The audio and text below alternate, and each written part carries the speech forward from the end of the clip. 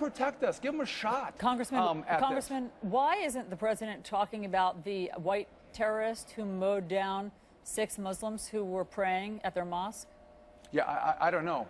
But I would just tell you, there is a difference. Again, death and murder on both sides is wrong. But if you want to take the dozens of scenarios where ISIS-inspired attacks have taken innocents, and you give me one example of what's happened, I think that was in Canada, I'm going to condemn them all. But again, you don't have a group like ISIS or Al-Qaeda that's inspiring people around the world to take up arms and kill innocents. That was a one-off. That was a one-off, Allison. Hold on and you a have second. a movement on the other side. Hold on a second, Congressman. Bring it on, Allison. You don't think there are white extremists? You don't remember Oklahoma City? You don't think that this guy who was involved in the mosque shooting said that he was inspired by things that he read online? So you give me 2 examples, right? And in recent time, we're going to talk about the one example. And there is radicals all over the world and here in America now that'll take up arms and do bad things. But if you want to compare this one person in the last 10 years that you can give me an example of, Oklahoma was, what, 20 years ago, the Oklahoma City bombing, that's different than this whole movement that's taken place through ISIS that's inspired attacks. I mean, are you going to compare the one attack up in Canada to all the death and destruction in Europe from refugees or the attacks in the United States of America? How about the Charleston church shooting? But here's what he was an extremist. He was a white extremist. Yeah, he was. Okay. How about that? That doesn't matter? No, it does matter. It does matter. Look at the good things that came from it. Nikki Haley took down the Confederate flag. That was great. But you want to say, I can give you a couple examples. There's no constant thread that goes through these attacks.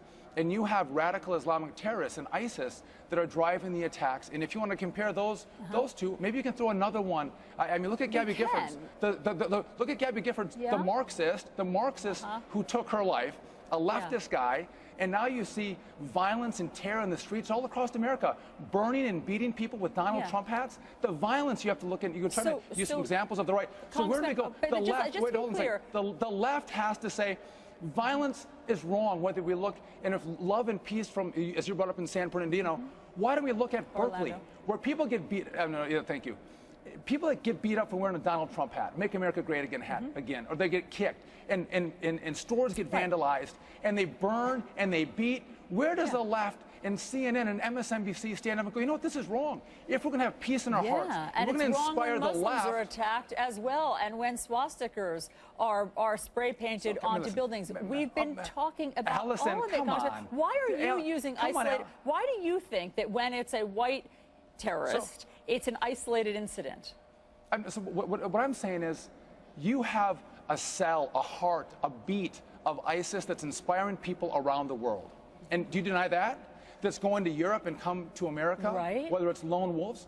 And so what's the heartbeat of the attack that you referenced in the mosque, or what happened in Charleston? Extremism, is there a common theme that hatred, runs? white supremacy. Can we vet that?